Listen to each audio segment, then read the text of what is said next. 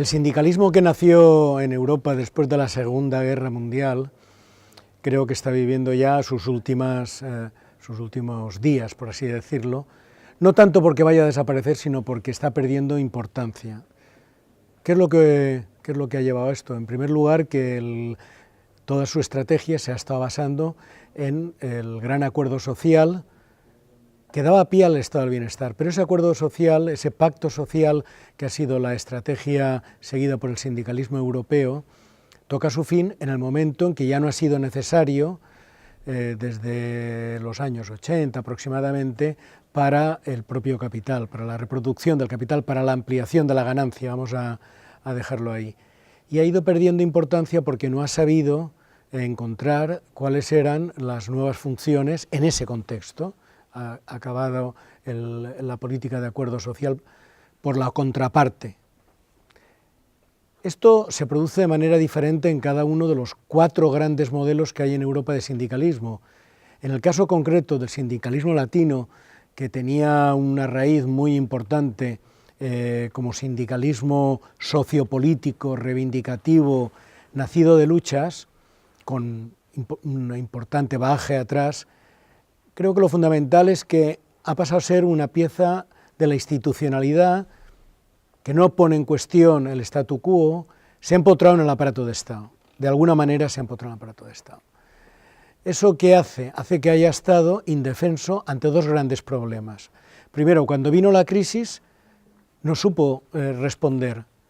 De hecho, ha seguido políticas, en el mejor de los casos defensivas, pero sobre todo desnortadas frente al austeritarismo.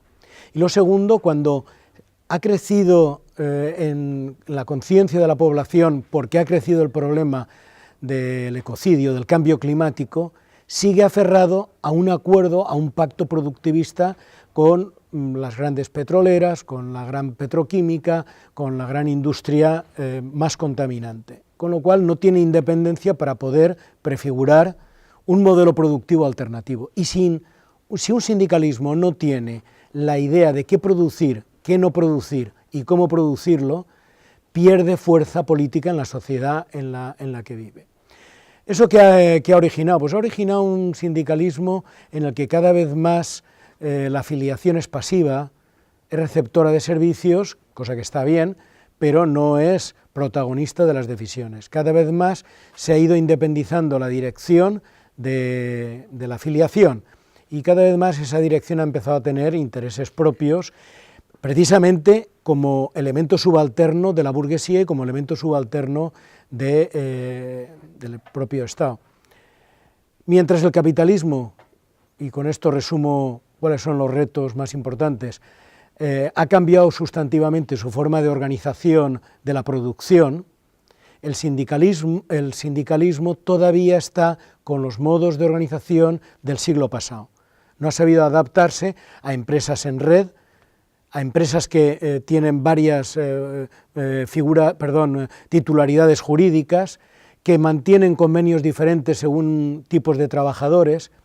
Bien, el sindicalismo o responde a esto y hace una contraalternativa, un espejo frente a los cambios en el capital, o dejará de tener en un momento dado capacidad de imponer nuevas condiciones.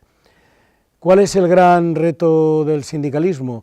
Incluir en sus proyectos a las nuevas generaciones, no solamente me refiero por un problema de edad, que también de la juventud, a las nuevas generaciones de trabajadores y trabajadoras que no mantienen los vínculos laborales convencionales y tradicionales que dieron fuerza al sindicalismo en la gran empresa, por ejemplo, de la metalurgia. Hoy el mundo de la producción es muy diverso, hay que adaptarse a eso.